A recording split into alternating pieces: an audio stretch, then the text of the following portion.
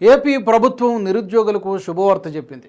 April మొదటి వారంలో mega DSC notification ఇవ్వబోతున్నట్టు సీఎం చంద్రబాబు ప్రకటించారు. పాఠశాలల ప్రారంభం నాటికి పోస్టింగ్లు ఇవ్వాలని ఆదేశించారు. జిల్లా కలెక్టర్లతో నిర్వహించిన సమావేశంలో మాట్లాడిన బాబు గత 5 సంవత్సరాల్లో ఒక వ్యక్తి రాష్ట్రాన్ని విధ్వంసం చేశారని ఆరోపించారు. వైసీపీ ప్రభుత్వ పాలనను ప్రజలు ఆమోదించలేదని, గత పాలనతో విసిగిపోయి తమకు విస్తృత మద్దతు ఇచ్చారని అన్నారు. రాష్ట్రాన్ని పునర్నిర్మించే ప్రక్రియ చేపట్టామని, సంక్షేమం, అభివృద్ధి, సుపరిపాలన ప్రజలకు అందాలన్నారు. వచ్చే నెల మొదటి వారంలో మెగా డిఎస్సి నోటిఫికేషన్ ఇస్తామన్న చంద్రబాబు జూన్లో పాఠశాలలు తెరిచేలోపు నియామకాలు పూర్తి కావాలని సంబంధిత అధికారుల్ని ఆదేశించారు.